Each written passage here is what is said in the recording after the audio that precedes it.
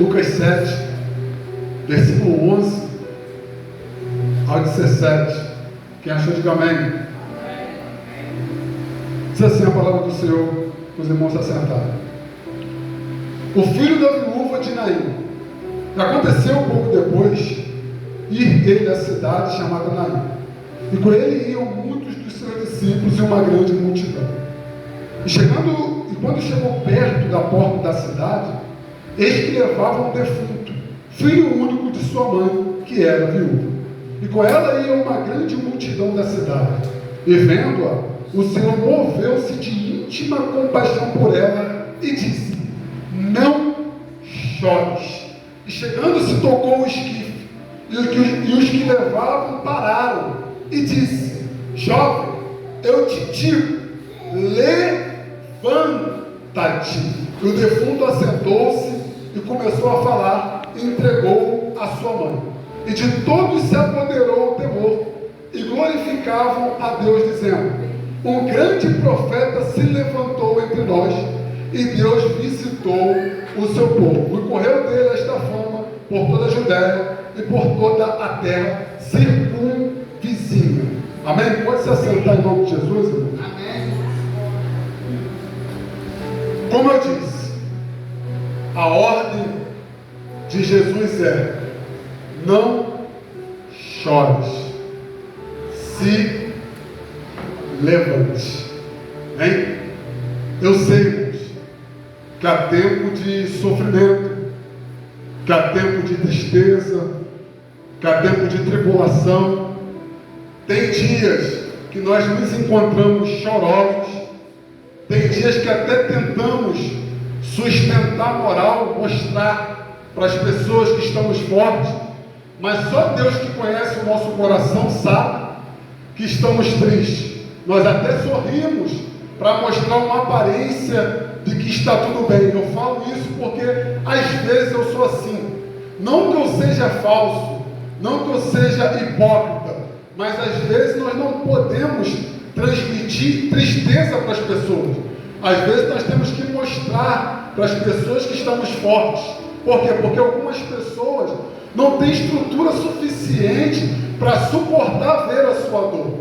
Então tem dias que nós estamos, irmãos, realmente sorrindo, brincando, mas só Deus sabe como está o nosso coração. Tem dias que eu estou brincando com a irmã Zuleika, tem dias que eu estou rindo com um, rindo com o outro, mas só Deus sabe como eu me encontro lá no meu quarto, às vezes ouvindo louvor, às vezes se derramando em lágrimas, porque só Deus conhece o meu e o seu coração. E às vezes, irmãos, nós pensamos que Deus não vai fazer aquilo que nos prometeu. Às vezes nós pensamos que Deus está demorando em cumprir a promessa que Ele fez na nossa vida, irmãos. E se nós olharmos para essa passagem, talvez o nosso sofrimento não seja na mesma proporção dessa mulher, mas essa mulher também estava passando por um sofrimento, e também nós às vezes também passamos por esse sofrimento, e talvez não na mesma proporção, porque se a gente olhar para esse texto, nós iremos ver que essa mulher, irmãos, acabou de perder um filho, seu único filho. E às vezes eu creio que nenhum aqui nessa noite perdeu nenhum filho, eu creio que nenhum aqui perdeu algum filho por morte, então não sabe o que é sentir essa dor que essa mulher, que essa viúva sentiu. Mas um pouquinho desse sofrimento nós passamos, mas não na mesma proporção. E a Bíblia diz, irmão, que Jesus agora entra na cidade de Naim. Ele com alguns discípulos e uma grande multidão. E levavam ali um defunto, filho dessa mulher, viúva, e com ela ia uma grande multidão acompanhando, levando esse defunto. Eu quero tirar 4 aprendizados, irmãos, para a nossa vida nessa noite. 4 aprendizados eu quero tirar dessa palavra para a nossa vida hoje, irmãos. Nós observamos que uma grande multidão acompanhava essa mulher. Na perspectiva humana, ao olhar humano, na visão humana, eles até pensaram: está morto. Eles até afirmaram: está morto. Eles até pensaram: não tem mais jeito, acabou. Só que eu creio, dentro dessa palavra, que em nenhum momento eles pensaram na possibilidade de uma ressurreição. Em nenhum momento eles pensaram ou cogitaram a possibilidade de Jesus entrar em cena e realizar o milagre. Na perspectiva, o olhar humano estava morto, não tinha mais jeito. Até pensaram que era o fim, irmãos. Às vezes, na nossa vida não é diferente. Tem pessoas ao nosso redor que até pensam que acabou, que até pensam que não vai sair da mesmice, que até pensam que não vai crescer, que até pensam que não vai evoluir, que até pensam que vai retroceder, que até pensam que vai recuar, que até pensam que vai parar no meio da caminhada, até olham e falam, está morto, acabou, não tem mais esperança. Mas em nenhum momento eles olham e veem que Jesus é capaz de mudar o cenário na minha e na sua vida. E as mesmas pessoas que acompanhavam o defunto, as mesmas pessoas que acompanhavam a viúva para enterrar o seu único filho, também tiveram que ver o milagre acontecer. Deixa eu te falar, o primeiro aprendizado que nós tivemos nessa noite. As pessoas vão ter que ver o que Jesus vai fazer na minha e na sua vida.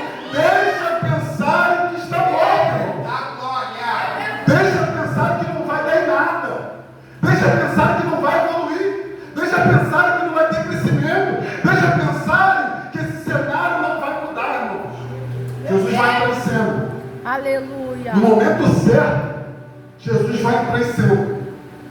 A Bíblia diz que aquela grande multidão acompanhava e aquela mulher. E a Bíblia diz que Jesus olha para ela e vê a tristeza, o sofrimento daquela mulher. E a Bíblia diz bem claro, na minha Bíblia, talvez a tua tradução é diferente, que ele sente uma íntima compaixão, irmão.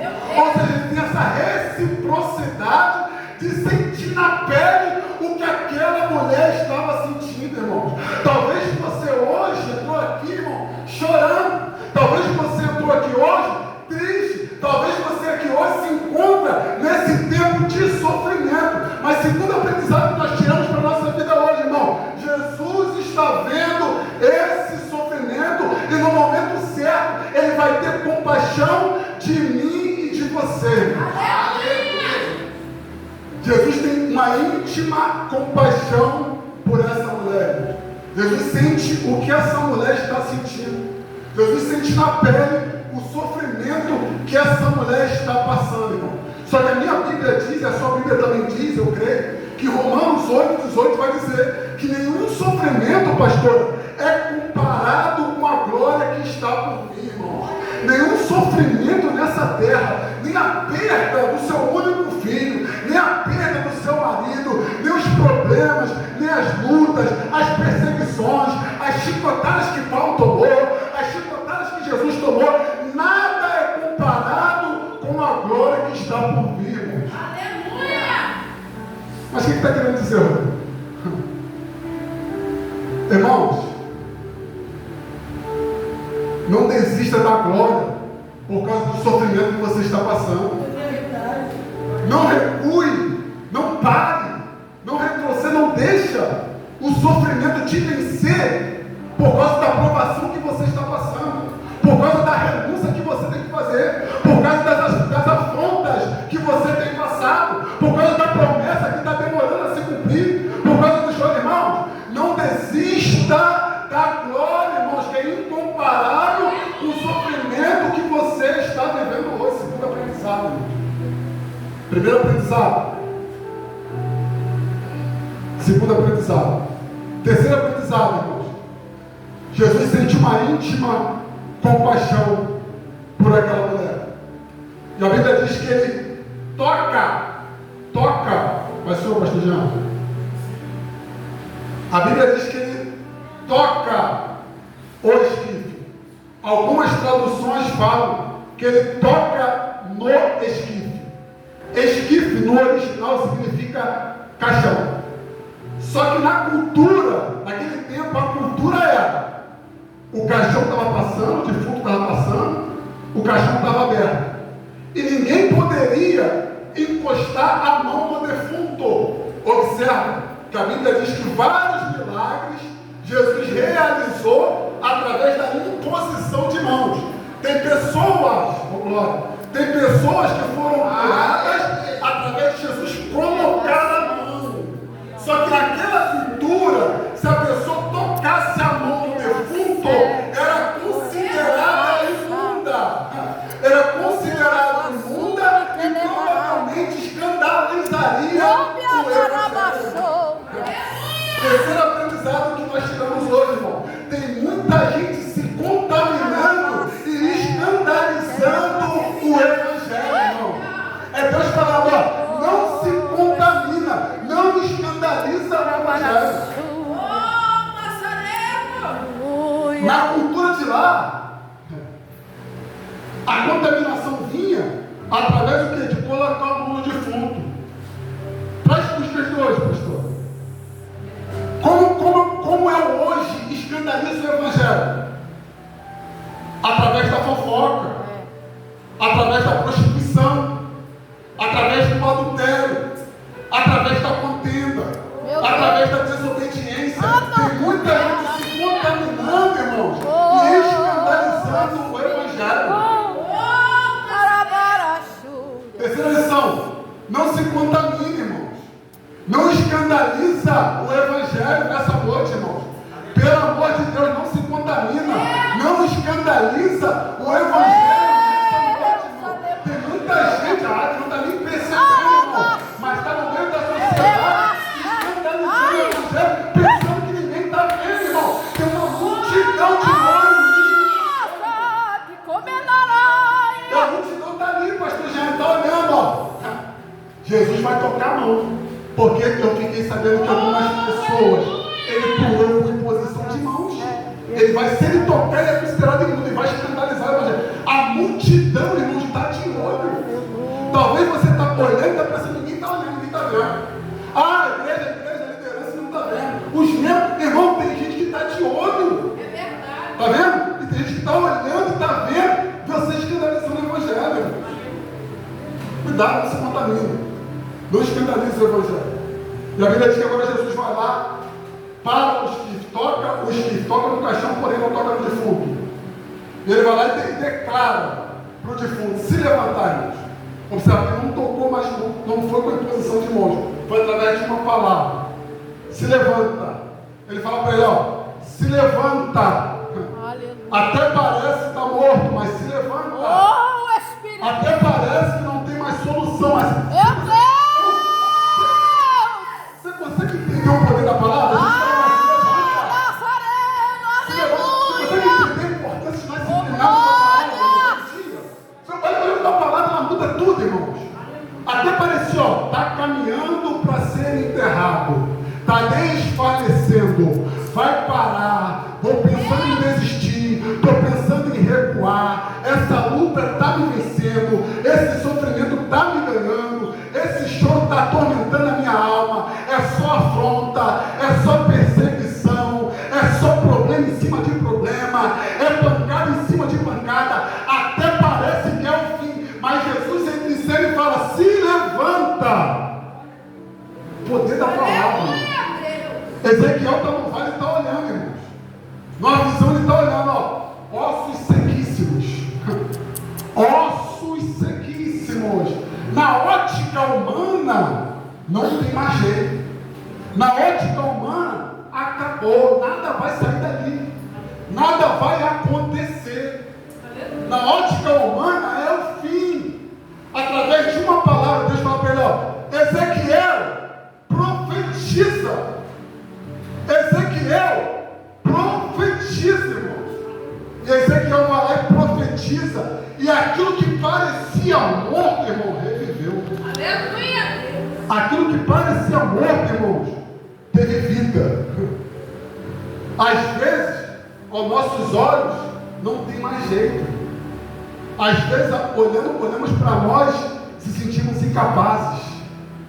Olhamos para a nossa situação, a promessa demorando, a luta muito grande, eu vou recuar, eu vou paralisar, irmãos.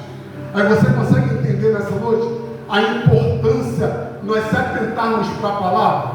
É por isso que eu canso de ensinar isso, e isso, se eu não me controlar, me irrita.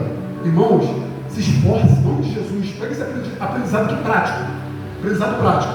Se esforcem em ler a Bíblia todos os dias. Descansa, sábado, domingo. Estou fazendo assim agora. Estava lendo domingo a domingo. Falei, não, vou ter que arrumar uma estratégia. Aí domingo vim para cá limpar a igreja. Falei, não, vou ter que arrumar alguma estratégia. Pô, domingo. Tipo assim, não é que eu faço as coisas com má vontade. Eu junto as cadeiras todinha, eu varro tudo direitinho, eu passo o pano, eu boto o cheirinho, faço com boa vontade. Só que aos domingos, pastor, eu falei, não, domingo, eu estou semana toda corrida, vou ter que colocar um plano. Fui lá e falei, a partir de hoje, vou estudar todos os dias a palavra, segunda a sexta, à tarde, venho aqui até 5 horas, 4 e pouco, limpo a igreja, sábado e domingo não quero nada, não vou ler Bíblia, vou só orar. Entende? Porque senão fica enfadado, pastor. Eu estava me sentindo enfadado só lendo Bíblia, e vai igreja. Não, meu Deus do céu, tem que estar equilibrado nisso. Entendeu? Por isso que eu falo para os irmãos, depois de falar, 6 anos falando, irmãos, tenham o hábito de leitura da Bíblia. Você vai ver a diferença. Irmão, eu falo para você com experiência própria, eu vivo na plenitude do Espírito. Eu canso de falar aqui na igreja, eu canso de falar há 6 anos. Eu estou na luta, estou na prova, é provação, é peleja, irmão. Só Deus sabe como está a minha vida. Só Deus sabe como está a minha alma, irmãos. Só que todavia, por causa dessa inclinação de oração e Bíblia todos os dias, segunda a sexta agora, de segunda a sexta, irmão, isso me dá um levante, sabe? Isso minha vida me deixa pleno. Entendeu? Por isso que Paulo fala, tudo posso naquele que me fortalece. Quando a gente está pleno do Espírito Santo, não tem luta, não tem peleja, não tem provação. Irmão, você continua ali firme na rocha.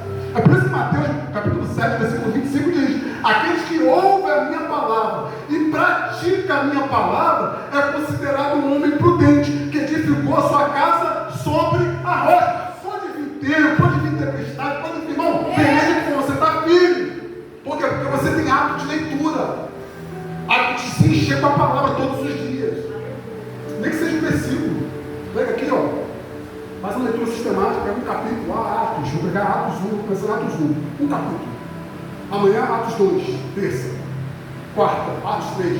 Quinta, Atos 4. Sexta, Atos 5. E vai, irmão. Ah, mas Rodrigo, eu não tenho tempo. Tem sim, irmão, tem sim. Eu falei na escola bíblica dominical hoje. Na época que eu estava no quartel, a escala era 24. Um por um, pastor. A senhora sabe, a senhora testemunha, a senhora presenciou essa trajetória. Ficava 24 horas de serviço no dia, no outro dia, plantão, expediente normal, saía no outro dia 24 horas de novo. E todos os dias eu lia a Bíblia. Irmão, é inadmissível, eu não consigo acreditar, não consigo. Você não vai conseguir me convencer de que você não pode tirar 10 minutinhos, 15 minutinhos do seu dia para ler a Bíblia, irmão. Entende? Então tem coisas que nós ficamos assim, cabisbaixos, sofrendo, chorosos, ansiosos por aquilo que Deus nos prometeu, porque nós se inclinamos pouco para as coisas espirituais, irmão.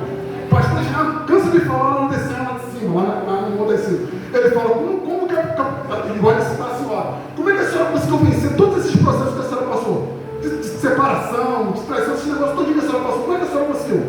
Disciplina espiritual, irmão. É aí que está o segredo. Quando a gente faz a disciplina espiritual, que é a oração, palavras, irmão, você fica inabalável, não tem como. Não tem como. Não tem como, eu estou te falando. Estou debaixo de luta. Mas você não me vê, ó, cabisbaixo, reclamando, murmurando. Não, irmão, não me vê. Mas tem hora que você me chama, claro, eu sou super-homem, na hora que eu choro, fico meio assim, pensativo. Mas, irmãos, vivo pleno, mais alegria do que tristeza. É porque você não convive comigo, irmãos, o que é testemunha viva. Pergunta ela, quando tu trata ela mal dentro de casa? Pergunta ela se acorda de manhã, não fica, irmão, murmurando, vê se ela não vem murmurando. Poxa, mãe, ó, é só isso, poxa, mãe, não tem isso, poxa, mãe, você não fica não, cara. Entende?